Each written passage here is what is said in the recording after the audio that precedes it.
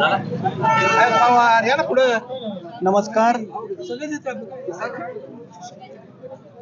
जे आत्मक्लेश आंदोलन केलं जाईल ते कशा संदर्भात आहे? नमस्कार. आज या दौंड शहरामध्ये छत्रपती शिवाजी महाराजांच्या या चौकामध्ये दौंड शहर आणि तालुक्यातील विविध सामाजिक संघटना, सर्व राजकीय पक्ष, मराठा महासंघ या सगळ्या जनतेच्या वतीनं या ठिकाणी आत्मक्लेश आंदोलन करण्यात आलेलं आहे. महाराष्ट्रामध्ये सध्या जो अनागोदी कारभार चाललेला आपल्या सगळ्यांना बघायला मिळतो.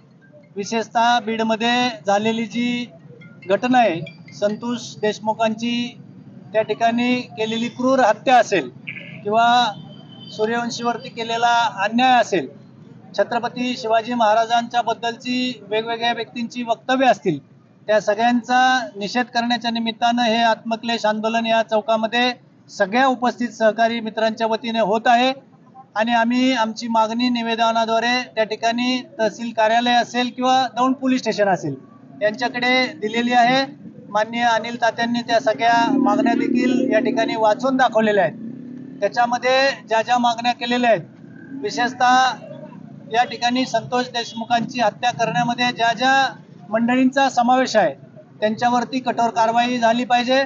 त्याचबरोबर सूर्यवंशीच्या बद्दलच्या ज्या घटना त्या ठिकाणी घडल्या त्यांच्यावरती जो अन्याय झाला त्यांना त्या ठिकाणी न्याय मिळाला पाहिजे.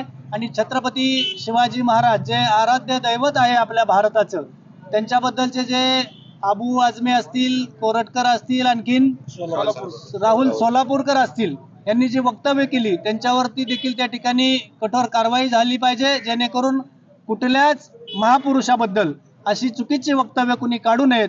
त्याची दखल सगळ्यांनी घ्यावी, शासनाने घ्यावी. म्हणून हे आत्मक्लेश आंदोलन आहे.